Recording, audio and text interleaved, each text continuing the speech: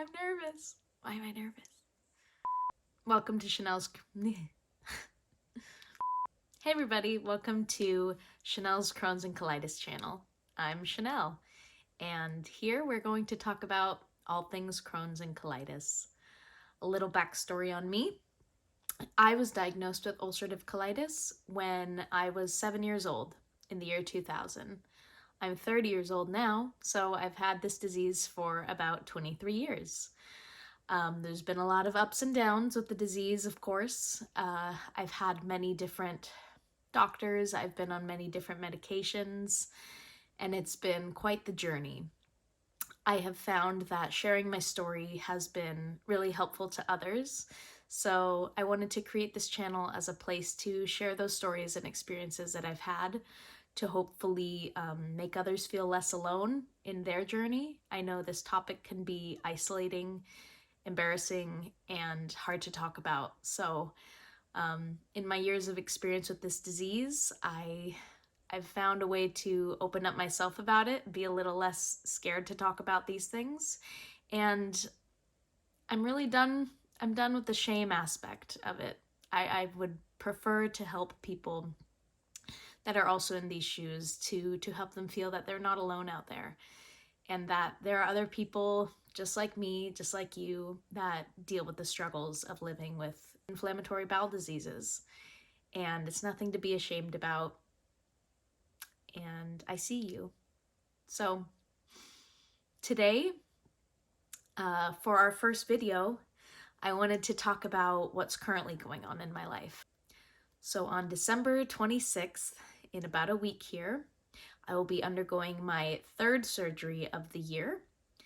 And I felt that this video would be good to keep my friends and family in the loop about what's going on with me. Post-surgery, I'm going to provide updates and just kind of a recovery journey so others that are in my shoes can relate and see how I'm doing, and maybe get a little bit of comfort knowing that everything will be okay if you are going to be going through this as well in the future, or anything like that. So I'll start with a bit of a backstory about how this year has gone on. So in May of 2023, a couple weeks before Mother's Day, I had a lot of pain and pressure in my rectal area. Living with this disease for 23 years, that's not really anything new. I kind of assumed something was going on with my disease, something was acting up. So doing a bunch of research, Dr. Google, I assumed I had hemorrhoids. So my lovely husband went out and got me all the over-the-counter medications for that, that I went ahead and administered, and was just waiting for pain relief, for anything to change, and nothing changed.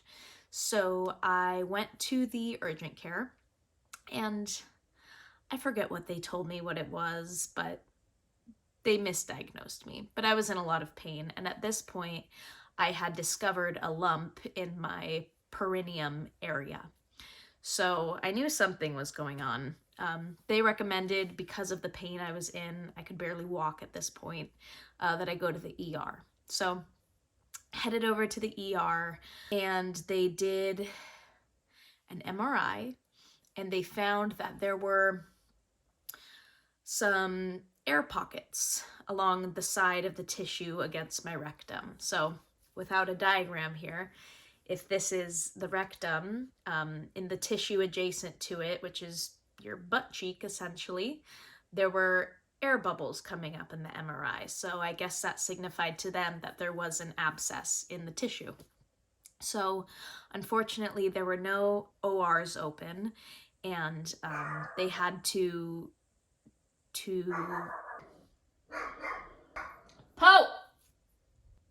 Anyways, so because there were no ORs available, they had to do the surgery while I was still awake. So they put a nerve blocker in my butt cheek, and they hyped me up on a bunch of medication for the pain and for the anxiety, because I'm pretty sure I had a full-blown panic attack.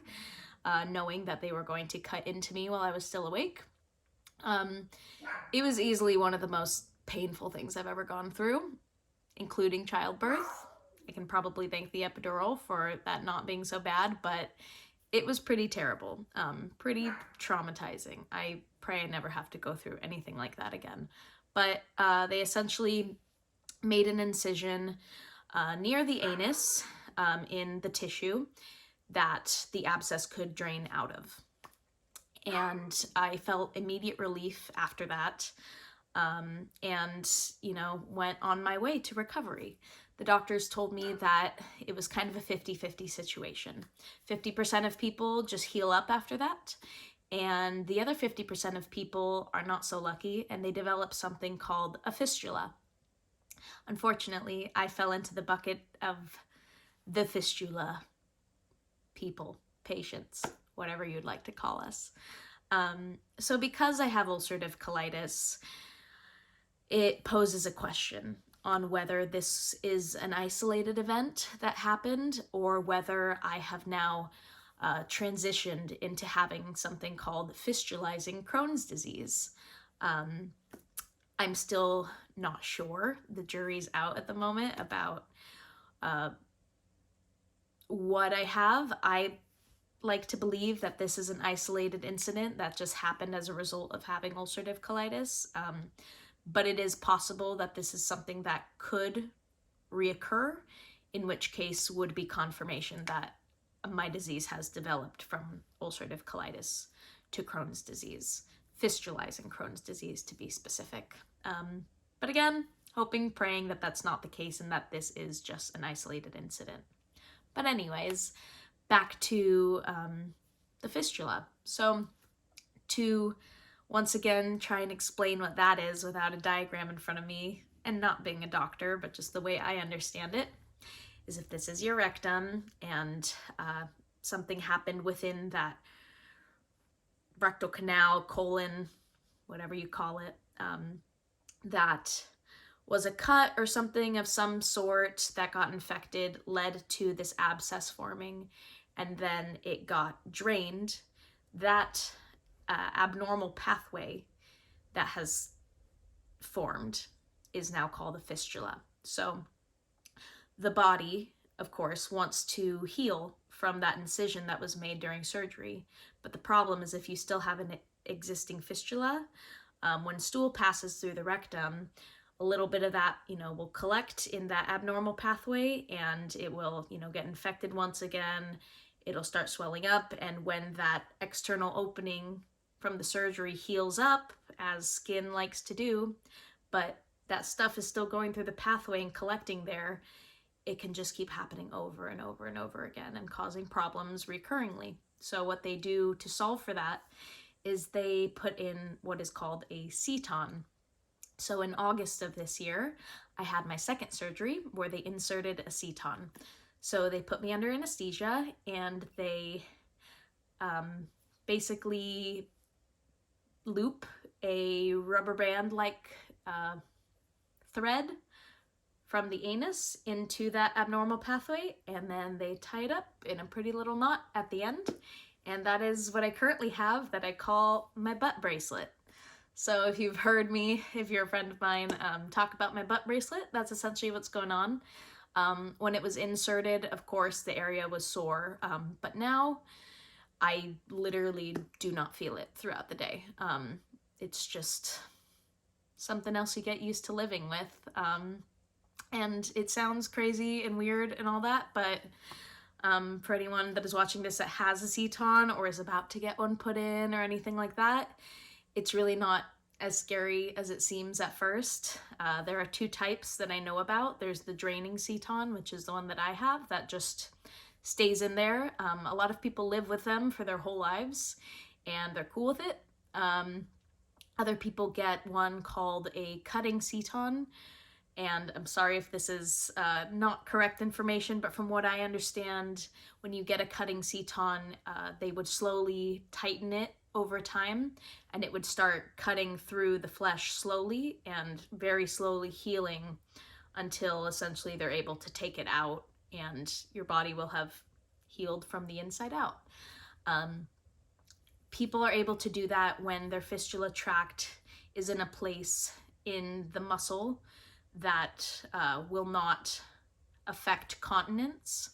Unfortunately, in my case and many others, the tract is going through the muscle that would affect continence. So they didn't want to do the cutting Seton on me, because if they did something like that, it could affect my ability to control when I feel if I need to go to the restroom or not. So the next step for me, because they gave me a few options. I can live with the Seton for the rest of my life, or I can undergo one or more surgeries to try and fix the whole situation entirely. I, of course, would not prefer to live with a Seton my whole life. Again, I don't feel it very much, but at the end of the day, I would just love to go back to not having a butt bracelet in all the time. And that's just my choice personally. So I opted to try for surgery number 3. So what I'll be having done on December 26th is what they call a lift procedure. So once again, I am not the surgeon, I am not a doctor, so if this description is a little inaccurate, I apologize. You can go find another video that explains it in depth. But from my understanding, they put me under and they go in and they find the tract, they split it in half by stitching up each end, and then it can heal, you know, from the inside out this way and from the inside out that way. And this surgery has a 60 to 80% success rate. I have an incredible surgeon over at Cedars-Sinai. The recovery time is 2 weeks in bed, and then after that, it's recommended that you really only stand or lay down for the 4 weeks after that. So no sitting other than occasionally using the restroom for about 6 weeks, just to make sure that the area and the stitches don't prematurely open up. This is the first, I'd say, major surgery that I've had in the area. The first 2 this year were, I don't want to diminish them, but this third one definitely seems more intense just based on how the recovery is. So I am nervous. I do have a 1.5-year-old toddler at home who's very active, and him and I are very close. So I am nervous about how our routine is going to change and how he's going to take it all. But thankfully, I have a very supportive husband, and we have a lot of family and friends who are stepping up to help. And I know it's just temporary, so we'll get through it. And I'm going to take you guys along the way with me to see how I'm recovering and how everything's going. Again, to just provide transparency into my situation and others that may be going through this as well. Yeah, so at the end of the day, the reason why I'm starting this channel is not only to just keep record of my own progress and my journey with whatever's going on in my life right now, but my main goal with this channel is to make others feel less alone.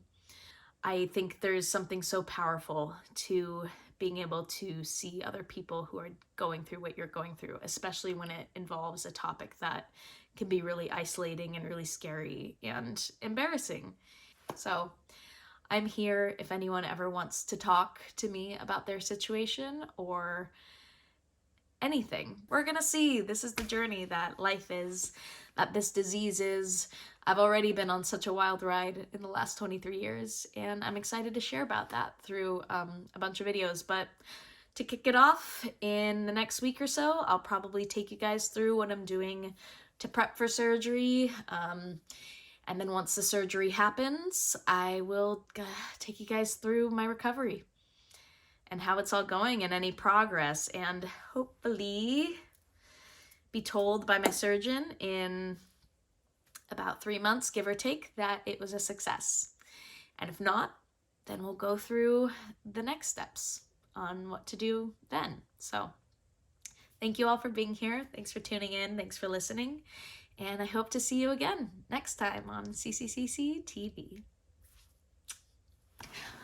I forgot to say to like and subscribe if you like this video and want to see more, and leave a comment or just say hi or something.